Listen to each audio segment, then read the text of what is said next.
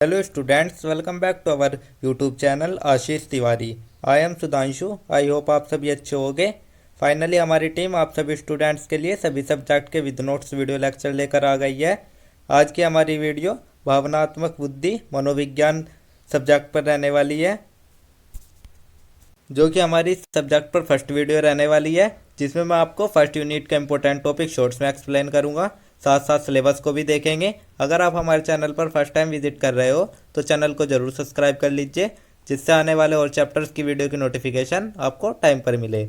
तो आज की वीडियो में मैं आपको जो आपको मूल्य संवर्धन पाठ्यक्रम है, वैक सब्जेक्ट है भावात्मक बुद्धि मनोविज्ञान, जो कि आपका 2 क्रेडिट का कोर्स है और ये आपका सभी सेमेस्टर में होता है और सभी यूजी पाठ्यक्रम में भी होता है। अगर आप कोई से भी सेमेस्टर से या कोई से भी पाठ्यक्रम से बिलोंग करते हो और आपके पास भावात्मक बुद्धि मनोविज्ञान इमोशनल इंटेलिजेंस सब्जेक्ट है, तो आप सभी के लिए ये वीडियो है, आप सभी ये वीडियो देख सकते हैं।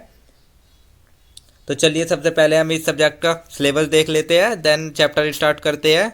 तो सिलेबस में हम देखेंगे, इसमें आपके टोटल 3 यूनिट है, जिसमें आपकी सबसे पहली यूनिट आती है भावात्मक बुद्धिमत्ता के मूल सिद्धांत। जो आपकी फर्स्ट यूनिट है, इसमें हम भावात्मक बुद्धिमत्ता जो होती है उसके मूल सिद्धांत के बारे में पढ़ेंगे, उनके प्रकृति और महत्व के बारे में पढ़ेंगे, और जो आपके भावात्मक बुद्धिमत्ता के जो मॉडल है उनकी क्षमता विशेषता और जो मिश्रित है, ये 3 प्रकार के हैं, इनको हम पढ़ेंगे।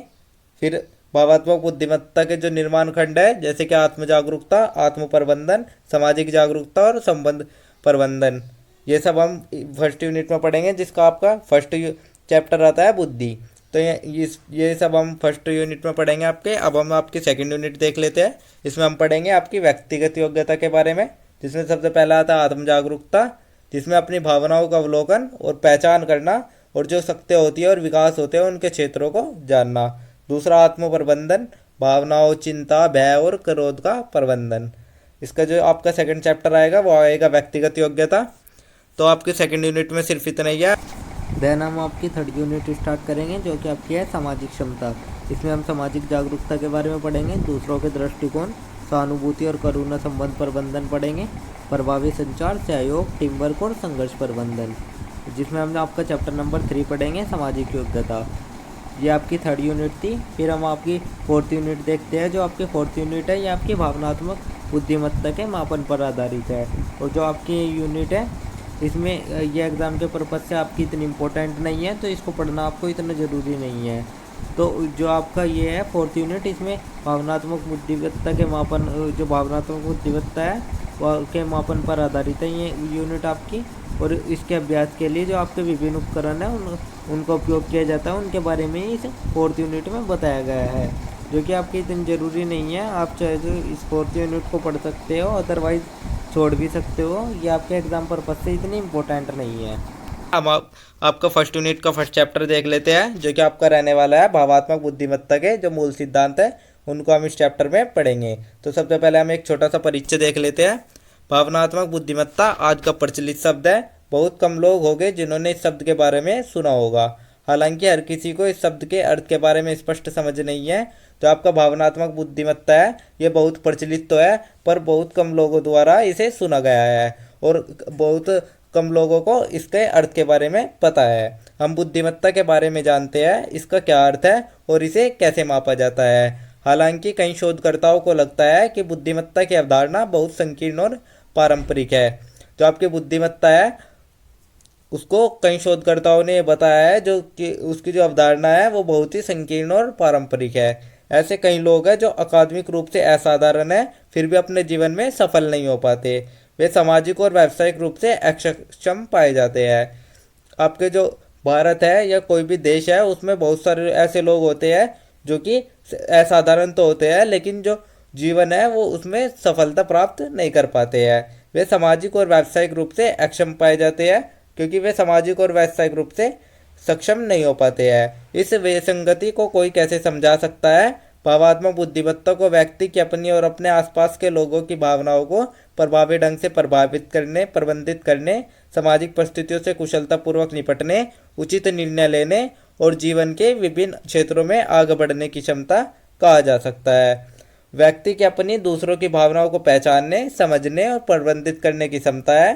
जो आपकी भावात्मक बुद्धि है ये दूसरों की भावनाओं को पहचानना, समझना और प्रबंधित करने की क्षमता है। यह दूसरों की जो भावात्मक प्रतिक्रिया होती है उन पर प्रभाव की जो सीमा होती है उनको संदर्भित करती है।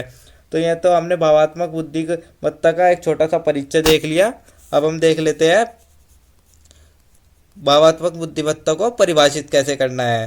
भावनात्मक बुद्धिमत्ता व्यक्ति की वह क्षमता है जिससे वह अपनी तथा दूसरों की भावनाओं को पहचानता, समझता, प्रबंधित करता और सकारात्मक रूप से व्यक्त करता है। जो आपका इमोशनल इंटेलिजेंस है, भावनात्मक बुद्धिमत्ता है, वो क्या करता है, उसमें हम जो दूसरों की भावनाएं होते हैं उनको पहचानते हैं, समझते हैं और उनको प्रबंधित करते हैं और सकारात्मक रूप से देखते हैं। इसमें आत्म जागरूकता, आत्मनियंत्रण, सहानुभूति, संबंध प्रबंधन और प्रेरणा जैसी योग्यताएं शामिल होती है जो व्यक्ति के व्यक्तिगत और व्यावसायिक जीवन में सफलता को प्रभावित करती है। जो आपका इमोशनल इंटेलिजेंस है इसमें बहुत सारी ऐसी योग्यताएं शामिल होती है जिससे जो व्यक्ति का व्यक्तिगत और व्यावसायिक जीवन है उसमें वो सफलता प्राप्त करता है। जैसे कि आप देख सकते हैं इमोशनल इंटेलिजेंस में भावनात्मक बुद्धिमत्ता में आपका आत्म जागरूकता, आत्मनियंत्रण, सहानुभूति, संबंध प्रबंधन और प्रेरणा जैसी जो योग्यताएं है ये सभी भावनात्मक बुद्धिमत्ता में शामिल होती है। अब हम आपकी भावनात्मक बुद्धिमत्ता की ऐतिहासिक पृष्ठभूमि देख लेते हैं। भावनात्मक बुद्धिमत्ता की ऐतिहासिक पृष्ठभूमि 20वीं शताब्दी में मनोविज्ञान और व्यवहार विज्ञान के विकास से जुड़ी हुई है। जो आपका इमोशनल इंटेलिजेंस है ये 20वीं शताब्दी का जो मनोविज्ञान और व्यवहार विज्ञान है उसके विकास से जुड़ा हुआ है। तो सबसे पहले हम देख लेते हैं किन किन विचारकों ने भावनात्मक बुद्धिमत्ता को एक्सप्लेन किया है, जिसमें आपका सबसे पहला आता है थॉर्नडाइक जी। उन्होंने 1920 में बताया था। उन्होंने सामाजिक बुद्धिमत्ता की अवधारणा दी जिसे दूसरों को समझने और उनके साथ प्रभावी ढंग से बातचीत करने की क्षमता के रूप में परिभाषित किया। जो आपकी सामाजिक बुद्धिमत्ता की अवधारणा है उसके प्रतिपादक थॉर्नडाइक जी थे और उन्होंने 1920 में यह अवधारणा दी थी। सामाजिक बुद्धिमत्ता की अवधारणा में दूसरों को समझने और जो उनके साथ प्रभावी ढंग से बातचीत करने की क्षमता होती है उस सभी को सामाजिक बुद्धिमत्ता में बताया गया है। दूसरा आपके आते हैं डेविड वेक्सलर जी, जिन्होंने 1940 में केवल संज्ञानात्मक बुद्धिमत्ता बल्कि अन्य कारक भी सफलता में भूमिका निभाते हैं। जो आपके डेविड वेक्सलर जी है उन्होंने 1940 में ये बताया था कि जो आपकी संज्ञानात्मक बुद्धिमत्ता होती है, आईक्यू होता है, वो तो आपकी सफलता में भूमिका निभाते हैं, साथ में जो अन्य कारक भी होते हैं वे भी आपकी सफलता में भूमिका निभाते हैं। थर्ड आपका आता है हार्वर्ड गार्डनर जी 1983। अपनी मल्टीपल इंटेलिजेंसी थ्योरी में उन्होंने अंतर्व्यक्तिगत और आत्म व्यक्तिगत बुद्धिमत्ता को शामिल किया जो भावनात्मक बुद्धिमत्ता से संबंधित है। जो आपके हार्वर्ड गार्डनर जी है उन्होंने 1983 में मल्टीपल इंटेलिजेंस थ्योरी का प्रतिपादन किया और उसमें जो अंतर्व्यक्तिगत और आत्म व्यक्तिगत है उसकी बुद्धिमत्ता को शामिल किया, जिससे कि जो आपके भावनात्मक बुद्धिमत्ता से संबंधित है। अब हम देख लेते हैं आपका जो आपके पीटर सलावे और जॉन मेयर जी है, उन्होंने पहली बार इमोशनल इंटेलिजेंस शब्द का उपयोग किया और इसे अपनी भावनाओं को समझने, प्रबंधित करने और दूसरों के साथ सकारात्मक संबंध बनाने की क्षमता के रूप में परिभाषित किया। एक तरीके से आप ये कह सकते हैं जो आपके इमोशनल इंटेलिजेंस के, भावनात्मक बुद्धिमत्ता के जो असली प्रतिपादक रहे वे आपके पीटर सालोवे और जॉन मेयर जी रहे। उन्होंने क्या किया, उन्होंने 1990 में जो इमोशनल इंटेलिजेंस शब्द है उसका उपयोग किया और ये बताया है कि जो आपका इमोशनल इंटेलिजेंस है ये दूसरों की भावनाओं को समझने, अपनी भावनाओं को समझने, प्रबंधित करने और जो दूसरों के साथ सकारात्मक संबंध बनाने की क्षमता है उस सभी को इमोशनल इंटेलिजेंस के अंदर शामिल किया। अब हम देख लेते हैं आपके डैनियल गोलमैन जी। उन्होंने अपनी पुस्तक इमोशनल इंटेलिजेंस के माध्यम से इस अवधारणा को लोकप्रिय बनाया, जिसमें उन्होंने इसे सफलता और नेतृत्व क्षमता का एक महत्वपूर्ण घटक बताया। तो आपके डैनियल गोलमैन जी थे, उन्होंने एक पुस्तक लिखी इमोशनल इंटेलिजेंस नाम की, जिसके कारण जो आपका भावनात्मक बुद्धिमत्ता है, इमोशनल इंटेलिजेंस है, वो लोकप्रिय बन गया और उसे सफलता मिलती गई और नेतृत्व क्षमता का एक महत्वपूर्ण घटक इमोशनल इंटेलिजेंस को बताया गया। तो ये हमने आपके कुछ विचारक देख लिया। अब हम देख लेते हैं जो आपका ऐतिहासिक पृष्ठभूमि थी उसको हमने देख लिया। अब हम देख लेते हैं भावनात्मक बुद्धिमत्ता और इसका महत्व क्या है। भावनात्मक बुद्धिमत्ता का महत्व कई क्षेत्रों में देखा जाता है। जो आपका इमोशनल इंटेलिजेंस है इसको हम कई क्षेत्रों में महत्वपूर्ण मानते हैं, जिसमें आपका सबसे पहला आता है व्यक्तिगत विकास। यह आत्म जागरूकता, आत्म नियंत्रण और आत्म मूल्य बढ़ाने में मदद करता है। अगर आपका आत्म जागरूकता, आत्मनियंत्रण और आत्ममूल्य बढ़ेगा तो आपका व्यक्तिगत विकास होगा, जो कि आपका भावनात्मक बुद्धिमत्ता का एक प्रकार का महत्व है। दूसरा, आपका संबंधों में सुधार। यह दूसरों की भावनाओं को समझने और बेहतर संचार में सहानुभूति विकसित करने में सहायक होती है।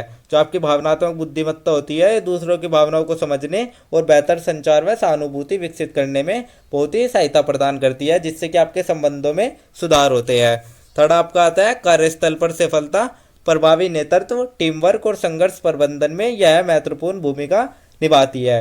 जो आपकी इमोशनल इंटेलिजेंस है, वो प्रभावी नेतृत्व, टीम वर्क और संघर्ष प्रबंधन में महत्वपूर्ण भूमिका निभाती है, जिससे कि आपको जो कार्यस्थल होती है उस पर सफलता मिलती है। फोर्थ आपका आता है मानसिक स्वास्थ्य। तनाव, चिंता और अवसाद को प्रबंधित करने में सहायक होती है।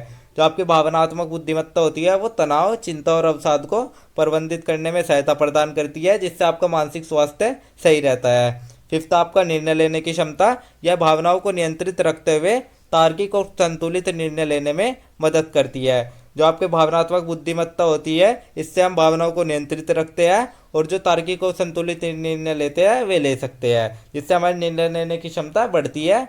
तो ये सभी हमने आपके जो भावनात्मक बुद्धिमत्ता के महत्व थे उन सभी को हमने जान लिया। अब हम देख लेते हैं हमें भावनात्मक बुद्धिमत्ता को समझना क्यों चाहिए और किन किन मॉडलों के अनुसार हम उनको समझ सकते हैं। तो भावनात्मक बुद्धिमत्ता को समझने के लिए विभिन्न मॉडल दिए गए हैं, जिनमें आपका सबसे पहला आता है क्षमता मॉडल, एबिलिटी मॉडल।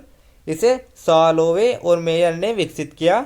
यह ईआई को एक मानसिक क्षमता के रूप में देखता है, जिसमें 4 मुख्य घटक होते हैं: भावनाओं की पहचान, भावनाओं का उपयोग, भावनाओं की समझ, भावनाओं का प्रबंधन। जो आपका क्षमता मॉडल है, एबिलिटी मॉडल है, ये 1919 में सालोवे और मेयर द्वारा प्रतिपादित किया गया और इसमें जो आपकी भावनात्मक बुद्धिमत्ता है उसको मानसिक क्षमता के रूप में देखा गया। और इसमें आपके एबिलिटी मॉडल में 4 घटक होते हैं, जिसमें आपका सबसे पहला आता है भावनाओं की पहचान, दूसरा आपका आता है भावनाओं का उपयोग, थर्ड आपका आता है भावनाओं की समझ, फोर्थ आपका आता है भावनाओं का प्रबंधन। तो ये आपका एबिलिटी मॉडल हो गया। अब हम आपका सेकंड मॉडल देख लेते हैं, जो कि आपका आता है मिश्रित मॉडल। डैनियल गोलमैन 1995 ने इसे लोकप्रिय बनाया। यह केवल मानसिक क्षमता ही नहीं बल्कि सामाजिक और व्यक्तिगत कौशल को भी शामिल करता है। इसके प्रमुख तत्व है आत्मजागरूकता, आत्मनियंत्रण, प्रेरणा, सहानुभूति, सामाजिक कौशल। जो आपका मिश्रित मॉडल है, इसको 1995 में डैनियल गोलमैन ने प्रतिपादित किया। और जो आपका जो मिश्रित मॉडल है, इसमें मानसिक क्षमता के साथ साथ सामाजिक और व्यक्तिगत कौशलों को भी शामिल किया जाता है, उसको भी महत्व दिया जाता है। आपके मिश्रित मॉडल के कुछ प्रमुख तत्व भी है, जिसमें आपका सबसे पहला आता है आत्मजागरूकता, सेकंड आत्मनियंत्रण, थर्ड प्रेरणा, फोर्थ सहानुभूति और फिफ्थ आपका आता है सामाजिक कौशल। तो ये हमने आपका मिश्रित मॉडल देख लिया। अब हम आपका देख लेते हैं विशेषता मॉडल। इसे पेत्रीदेस ने विकसित किया। यह ईआई को व्यक्तिगत से जुड़ा एक व्यवहारिक गुण मानता है। इसमें आत्म जागरूकता, आत्म अभिव्यक्ति, तनाव, सहनशीलता, सहानुभूति और आवेग नियंत्रण जैसी विशेषताएं शामिल होती है। जो आपका विशेषता मॉडल है, ये 2001 में पेत्रीदेस द्वारा प्रतिपादित किया गया। इसमें जो इमोशनल इंटेलिजेंस होता है वो व्यक्ति से जुड़ा होता है और उसका एक व्यवहारिक गुण माना जाता है। इसमें आपके विशेषता मॉडल में आत्म जागरूकता, आत्म अभिव्यक्ति, तनाव, सहनशीलता, सहानुभूति और आवेग नियंत्रण जैसी जो विशेषताएं होती है वे सभी विशेषता मॉडल में शामिल की जाती है। अब हम आपका फोर्थ मॉडल देख लेते हैं, जो कि आपका आता है भावनात्मक सामाजिक मॉडल। इसे बारोन ने विकसित किया। यह मानता है कि भावनात्मक और सामाजिक कौशल मिलकर व्यक्ति की सफलता और समायोजन क्षमता को प्रभावित करते हैं। इसके घटक है आंतरिक व्यक्तिगत कौशल, अंतर व्यक्तिगत कौशल, तनाव प्रबंधन, अनुकूलन क्षमता, सामान्य मनोदशा। जो आपका भावनात्मक सामाजिक मॉडल है, ये 2006 में बारोन द्वारा प्रतिपादित किया गया और इसमें भावनात्मक और सामाजिक कौशल मिलकर जो व्यक्ति की सफलता और समायोजन है उसकी क्षमता को प्रभावित करते हैं। इसके मुख्य घटक कौन कौन से वे हम देख लेते हैं, जिसमें आपका सबसे पहला था आंतरिक व्यक्तिगत कौशल, दूसरा अंतर व्यक्तिगत कौशल, थर्ड आपका तनाव प्रबंधन, फोर्थ आपका अनुकूलन क्षमता, फोर्थ आपका सामान्य मनोदशा। तो ये हमने आपके 4 प्रकार के मॉडल देख लिए, जो कि हमारे भावनात्मक बुद्धिमत्ता को समझने के मॉडल थे। अब हम आपका देख लेते हैं भावनात्मक बुद्धिमत्ता के निर्माण खंड कौन कौन से हैं, जिसमें आपका सबसे पहला आता है आत्म जागरूकता, सेल्फ अवेयरनेस। अपनी भावनाओं को पहचानना और समझना, यह आत्मविश्लेषण और आत्मविश्वास को विकसित करने में मदद करता है। आत्म जागरूकता में हम क्या करते हैं, आत्म जागरूकता में हम अपनी भावनाओं को पहचानते हैं और समझते हैं, और जो आत्मविश्लेषण और आत्मविश्वास होता है उसको विकसित करते हैं। सेकंड आपका आता है स्व प्रबंधन, सेल्फ मैनेजमेंट। अपनी भावनाओं को नियंत्रित और प्रबंधित करने की क्षमता, तनाव, आवेग और नकारात्मक भावनाओं पर नियंत्रण रखना। स्व प्रबंधन में हम अपनी भावनाओं को नियंत्रित और प्रबंधित करते हैं और तनाव, आवेग और नकारात्मक भावनाओं पर भी नियंत्रण रखते हैं। थर्ड आपका आता है सामाजिक जागरूकता, सोशल अवेयरनेस। दूसरों की भावनाओं को समझने और उनकी आवश्यकताओं को पहचानने की क्षमता, इसमें सहानुभूति और सामाजिक स्थितियों को समझने की क्षमता शामिल होती है। सामाजिक जागरूकता में हम दूसरों की भावनाओं को समझते हैं और उनकी आवश्यकताओं को पहचानते हैं, और इसमें सहानुभूति और सामाजिक स्थितियों को समझने की क्षमता भी शामिल होती है। फोर्थ आपका आता है संबंध प्रबंधन, रिलेशनशिप मैनेजमेंट। प्रभावी संचार, टीम वर्क और दूसरों के साथ सकारात्मक संबंध बनाने की क्षमता, इसमें संघर्ष समाधान, नेतृत्व क्षमता और प्रेरणा देने का कौशल शामिल होता है। संबंध प्रबंधन में हम प्रभावी संचार, टीम वर्क और दूसरों के साथ जो सकारात्मक संबंध होते हैं वे सभी बनाते हैं, और इसमें समाधान, नेतृत्व क्षमता और प्रेरणा देने का जो कौशल होता है वे सभी संबंध प्रबंधन में शामिल होता है। तो ये हमने आपके निर्माण खंड भी देख लिया भावनात्मक बुद्धिमत्ता के। अब हम आपका एक छोटा सा सारांश देख लेते हैं जो कि आपके आंसर राइटिंग में बहुत अधिक उपयोगी साबित होगा। सारांश में हम सबसे पहले देखते हैं जो आपके भावनात्मक बुद्धिमत्ता है वो एक प्रसिद्ध अवधारणा है, खास करके आपके उद्योग क्षेत्र में, और जो अपेक्षाकृत एक नई अवधारणा है, लेकिन इसका जो इतिहास है वो बहुत ही लंबा और दिलचस्प रहा है। जो आपके शोधकर्ता थे उनके योगदान का भावनात्मक बुद्धिमत्ता एक परिमाण है जो कि आपके अच्छी तरह से विकसित जो आपकी भावनात्मक बुद्धिमत्ता है उसके महत्व पर जितना जोर दिया जाए उतना ही कम है। और जो मनोवैज्ञानिक कुछ बौद्धिक क्षमता है उसके व्यक्तियों की जो विफलता है वो एक स्पष्टीकरण खोजने की कोशिश कर रहे हैं।